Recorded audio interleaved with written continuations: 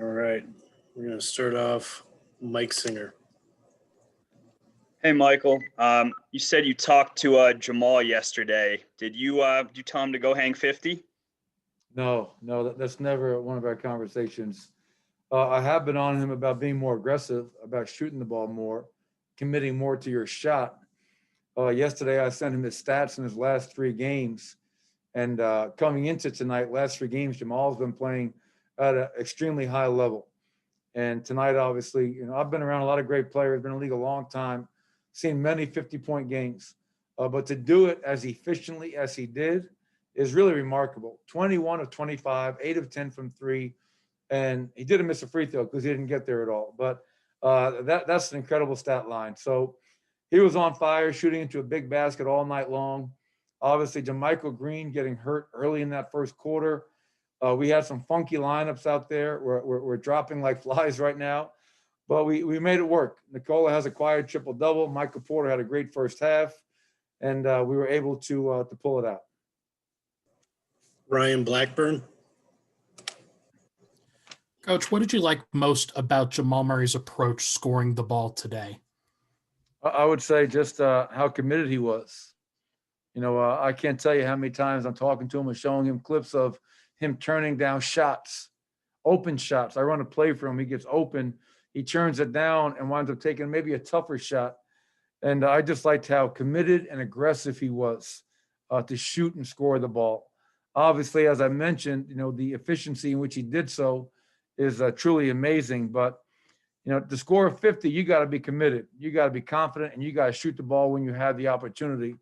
And he scored in the post. He scored at the basket. He scored from the three-point line. So he did it in lots of different ways. And, I don't know how many other teams have 2 50-point scorers this season, but Jamal and Nikola have obviously special talents.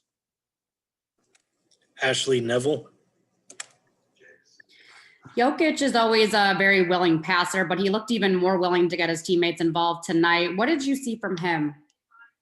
I think Nikola reads the game very well. Probably one of the best guys in the NBA in terms of reading the game and what is needed from him in that particular game. When Jamal's having a game like that, what you love about Nikola Jokic, who is an all-star starter, an MVP candidate, a first-team All-NBA player, is that he doesn't care about his stats. He's not pissed off that he only had 12 points and Jamal had 50. He is truly and genuinely happy for his teammate. And most importantly, he's happy that we won the game. We had lost our first 2 games on this road trip. We talked about this game being a must-win as we head down to Atlanta. So, he had opportunities to score. But in the first half, Michael and Jamal were playing at a high level, so he played facilitator. He rebounded, and he scored when he needed to. So, complete player, and he doesn't worry about when it's not his show. He shares in Jamal's success. Mike Singer. Hey, Michael. There was the play in the first half where JaVale McGee has the hard foul on Porter, and Isaiah stepped to McGee. Did you appreciate that moment, the fact that he had Mike's back in that instance? Before I just met with our team, and before I even acknowledged Jamal's unbelievable performance tonight, the first thing I talked about was Isaiah Hartenstein stepping up for his teammate. Michael Porter takes a hard foul, and I love the fact that Isaiah Hartenstein, who's been here for like a month or 2 now, he steps up to protect his teammate, and that to me is huge. I love when teammates have each other's back. That shows that we are connected. That shows that we care about each other, and we're going to fight for each other. And obviously, I don't think JaVale McGee is a dirty player at all. Those types of things happen at times, but I love the fact that Isaiah had Michael's back, and I think the whole team, I told somebody should pay Isaiah Hartenstein's check. That shouldn't come out of his pocket. Somebody else should pay that because that was a big-time play by him. Esteban Abed. Hello, coach from Córdoba, Argentina. Facu Campaso again had a great night tonight, leading the second unit. What can you tell us about his game? Yeah, obviously, with the injuries to Paul Millsap, the injury to JaMychal Green tonight, and with them playing a lot of smalls, we played Jamal, Monte, Facu, RJ, Will. We played a lot of small ball. And yeah, I thought Facu was tremendous. Obviously, him running that unit, being a playmaker, making his teammates better. When the opportunity presents itself, he's ready to score the basketball for himself. And on defense, he's going to compete each and every possession he's out there. So, I think Facu and Monte off the bench tonight were really solid for us. And we'll need that again going into Atlanta as we close this 4-game road trip. Alexander Zikic. Coach, you plan to maybe talk to the players how to keep this momentum going? And what is it that happens sometimes when they're in some games, the great quarters, and some not so great? Probably that's something you also think about a lot. Why does that happen? How to avoid these things happening? And rather to have great games like tonight. And a different question, any plans to celebrate Nikola Jokic's birthday tonight? Yeah, the second question first. We've been celebrating Nikola's birthday. We had a birthday cake. We had cevapi. We had burek. We had fish stew.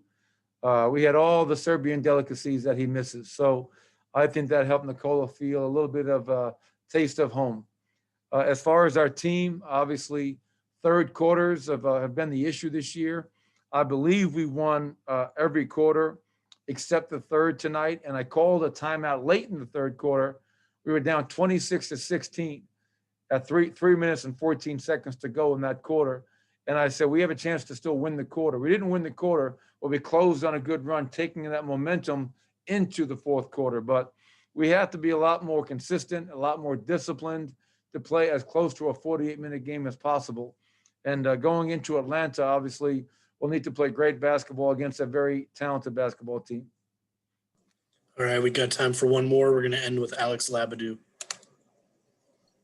Hi, Coach. Considering the type of night that Jamal had and his recent performances, does he deserve any sort of consideration for the All-Star reserves? Yeah, I think he deserves consideration. Obviously, there are lots of great guards in the Western Conference that were not named All-Star starters. But with Jamal's play as of late, his last 4 games, he's been tremendous. Obviously, I wish we had some more wins. I think that would bolster his case to be an MVP candidate. An All-Star candidate. But those things are nice. Like we're happy for Nikola Jokic, to be an All-Star starter. We were happy when Nikola was named Player of the Month for December and January. The thing I love about our group, as much as they like those things, they don't play for that. They play for their teammates. They play for our fans, and they're really just trying to make themselves and our team the best team we can be. We have 7 games now left going into the All-Star break. It's important that we kind of find a momentum going into that break and trying to find a way, in light of all the injuries, without Gary, without Paul, without JaMychal now, find a way to find a rhythm and some consistency to feel good about ourselves over that much needed break. But I don't know if he'll get consideration or not. I think he should. I think we all know the talent that he is. But again, we're not chasing the individual accolades. We're more worried about the team and how we're performing as a collective unit. Thank you, Coach. Thank you.